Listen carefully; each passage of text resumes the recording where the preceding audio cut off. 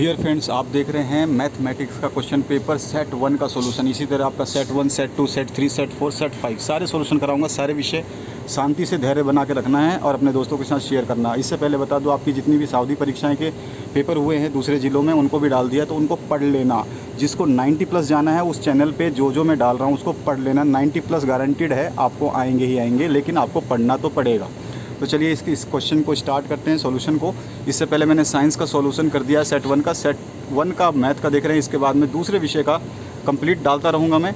तो कक्षा 10 गणित विषय 1 घंटा और 40 पूर्णांक है। सेट 1 है, आपने देख लिया होगा। यहाँ पे प्रश्न पत्र जो है सेट 1 लिखा हुआ है, बोर्ड द्वारा जारी किया गया है। तो यहाँ पर पहले क्वेश्चन से स्टार्ट करते हैं। इसका डिटेल सॉल्यूशन मैं बाद में आपको बताऊंगा, पहले मैं आपको सारे आंसर्स करेक्ट करवा देता हूँ ताकि आप लोग पढ़ने में बिजी हो जाए। आपके 5-5 सेट है, बहुत ज़्यादा टाइम लगने वाला है पेपरों को सॉल्व करने में। तो पहला क्वेश्चन है 120 का अभाज्य गुणनखंडों के रूप में लिखा जा सकता है। तो इसमें ए ऑप्शन करेक्ट होगा, 2 गुणा 2 गुणा 2 गुणा 3 गुणा 5।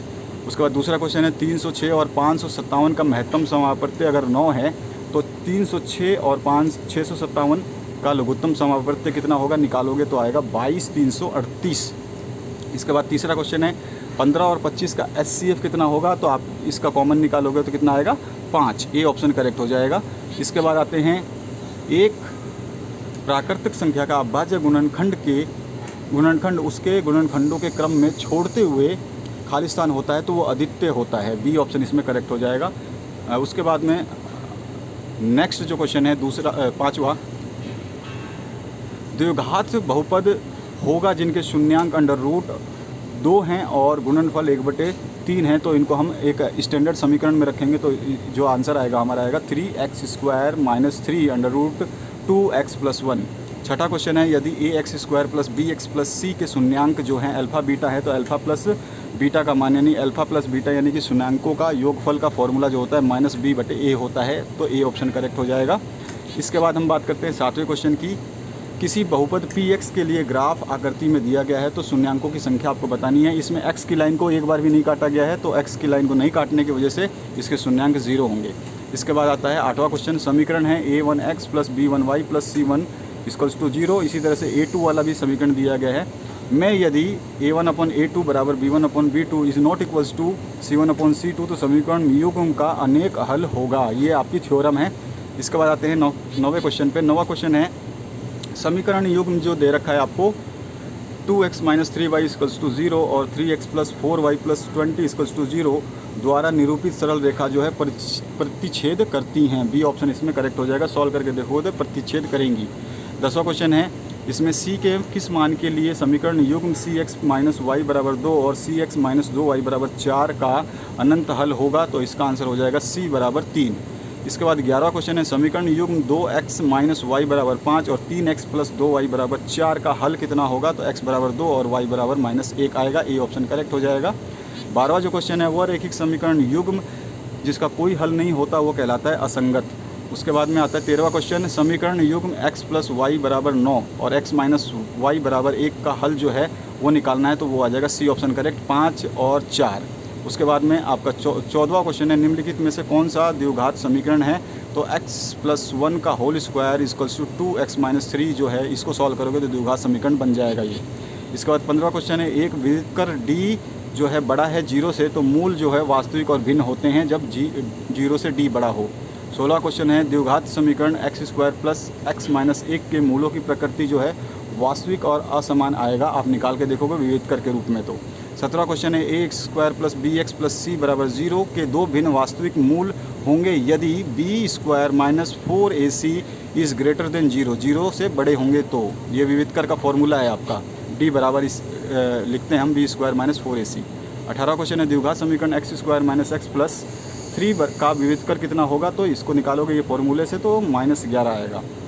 19वां क्वेश्चन है यदि द्विघात समीकरण x² - 4x + k = 0 है तो मूल समान हो तो k का मान आपको ज्ञात करना है, तो k की वैल्यू आएगी 4। उसके बाद में 20वां क्वेश्चन है द्विघात समीकरण x² - 5x + 6 = 0 मूल ज्ञात करना है, तो इसके मूल जो निकालोगे आप आएगा 2,3। उसके बाद आते हैं नेक्स्ट क्वेश्चन पे। निम्नलिखित में से कौन AP है, तो इसमें से आप देखोगे 1, 3, 5 2 AP है, क्योंकि इसमें समांतर जो है आपके हर जगह पे जो है वैल्यू जो D का डिफरेंस आएगा, कॉमन समांतर जो आपका अंतर आएगा वो सेम आएगा। 22वां जो क्वेश्चन है, एपी दे रखा है 2, 7, 12 का 10वां पद निकालना है। फॉर्मूला मैंने बताया था, इससे पहले क्वेश्चन में पेपर मैंने सॉल्व कराया है मैथमेटिक्स का, उसको देखना, उसमें ये क्वेश्चन भी है। तो इसमें आएगा 47, सी ऑप्शन। 23 नंबर जो है इसमें है 2 अंकों वाली कितनी संख्याएँ 3 से विभाजित होती हैं। तो आपका जो विभाजित हैं तो 30 जो है ऐसी संख्याएँ हैं जो 3 से विभाजित होती हैं 2 अंकों वाली। उसके बाद आते हैं नेक्स्ट क्वेश्चन के। 2 अंकों वाली मतलब 1 से लेकर 99 तक 2 अंक होते हैं, 1 से नहीं 11 से लेकर 99 तक, उसमें कितनी संख्याएँ। 24वां क्वेश्चन है, 0 और 50 के बीच की विषम संख्याओं का योग 625 आता है, करके देख लेना। उसकी विषम संख्याएँ लिख लोगे, जैसे कि आपका विषम संख्याएँ हो गई, उनके बीच का डिफरेंस, कॉमन डिफरेंस निकालोगे, वही एपी वाला फॉर्मूला। सभी व्रत जो होते हैं वो समरूप होते हैं, ये भी क्वेश्चन मैंने अभी कल जो पेपर डाला था मैथमेटिक्स का उसमें करवाया था। 26 नंबर क्वेश्चन, आकृति में डीई आपका समानांतर है बीसी के, और डीबी जो है 2 सेंटीमीटर है, एई 1.5 है, ईसी 3 सेंटीमीटर है। तो एडी का मान आपको निकालना है, तो एडी का मान आपको निकालोगे तो आएगा 1 सेंटीमीटर। डी ऑप्शन इसमें करेक्ट हो जाएगा। 27वां क्वेश्चन है, यदि 2 त्रिभुजों के संगत कोण बराबर हों तो ये त्रिभुज समरूप होते हैं, किस विधि से होंगे। आपके संगत कोण बराबर होंगे तो SAS नियम से। 28वां क्वेश्चन है, त्रिभुज ABC तथा त्रिभुज PQR के लिए कौन सा कथन सत्य है। ये 2 त्रिभुज दे रखे हैं, इसके लिए कथन है डी वाला ऑप्शन सही, कि ट्राइंगल ABC सिमिलर होगा ट्राइंगल PQR के। उसके बाद आते हैं नेक्स्ट क्वेश्चन की तरफ। नेक्स्ट जो क्वेश्चन है 29वें क्वेश्चन में पूछा क्या गया आपसे, यदि 2 समरूप त्रिभुजों के संगत भुजा का अनुपात 4:9 है तो उनके क्षेत्रफलों का अनुपात 16:81 हो जाएगा। 4 चौक 16 और 9 में 81, ठीक है। और 30वां क्वेश्चन है, एक समबाहु त्रिभुज की भुजा अगर 2A है तो शीर्ष लंब की लंबाई क्या होगी, √3A है। इसके आपको समबाहु वाले का फॉर्मूला याद रखना पड़ेगा। 31वां है, त्रिभुज ABC में AB 6 √3 है और AC जो है 12 है, BC 6 है, तो एंगल B का मान जो है 90 डिग्री आएगा, सी ऑप्शन करेक्ट होगा। 32 नंबर है, एक वृत्त की कितनी स्पर्श रेखाएं हो सकती हैं। तो एक वृत्त की कितनी स्पर्श रेखाएं हो सकती हैं, तो अपरिमित रूप से अनेक होंगी, यहाँ 2 नहीं आएगा। समांतर होता, अगर ये बोलता कि एक वृत्त की कितनी समांतर स्पर्श रेखाएं हो सकती हैं तो 2 आता, लेकिन यहाँ पर ये 2 गलत है, यहाँ पे आपको आएगा अपरिमित अनेक, ठीक है। सी ऑप्शन करेक्ट करना है यहाँ पे। उसके बाद आते हैं हम नेक्स्ट क्वेश्चन पे, जो आपका 33 नंबर है। इसमें है, वृत्त के केंद्र से 33 सेंटीमीटर दूर स्थित किसी बिंदु से वृत्त पर खींची गई स्पर्श रेखा की लंबाई 12 सेंटीमीटर है, तो वृत्त की त्रिज्या क्या होगी ये बतानी है। तो इसको भी मैंने कराया है पिछले वाले क्वेश्चन पेपर में, बी ऑप्शन करेक्ट होगा 5 सेंटीमीटर। और 34वां क्वेश्चन है, एक बिंदु Q से एक वृत्त पर स्पर्श रेखा की लंबाई 24 सेंटीमीटर है, Q की केंद्र से दूरी 25 सेंटीमीटर, वृत्त की त्रिज्या निकालोगे तो 7 सेंटीमीटर आएगी। 35वां क्वेश्चन है, 2 सकेंद्रीय वृत्त की त्रिज्याएँ हैं 3 और 5 हैं, तो बड़े वृत्त की उस जीवा की लंबाई क्या होगी जो छोटे वृत्त को स्पर्श करती है, तो उसका आंसर आएगा 8, ठीक है। ये सारे क्वेश्चन बोर्ड पे कराने वाले हैं, जो मैं आपको कराऊंगा, यहाँ पे समझाऊंगा, आपको समझ में नहीं आएगा। 36 नंबर है, थीटा केंद्रीय कोण और r त्रिज्या वाले त्रिज्याखंड का क्षेत्रफल, यानी फॉर्मूला पूछा है, तो πr² θ/60 होता है इसका फॉर्मूला। इसके बाद वृत्त की सबसे बड़ी जीवा को क्या कहते हैं, तो उसको हम व्यास कहते हैं। 38वां है, r त्रिज्या वाले वृत्त के उस चाप की लंबाई क्या होगी जो केंद्र पर थीटा आंतरित करता है, तो 2πr θ/360, यही वाला जो आपका आंसर होगा सी। इसके बाद आते हैं 39 नंबर पे। 39 नंबर में पूछा गया आपसे, 6 सेंटीमीटर त्रिज्या वाले एक वृत्त के त्रिज्याखंड का क्षेत्रफल होगा जो केंद्र पर 60 डिग्री कोण आंतरित करता है, तो इसको निकालोगे तो ये ऑप्शन करेक्ट हो जाएगा, 132/7 सेंटीमीटर स्क्वायर।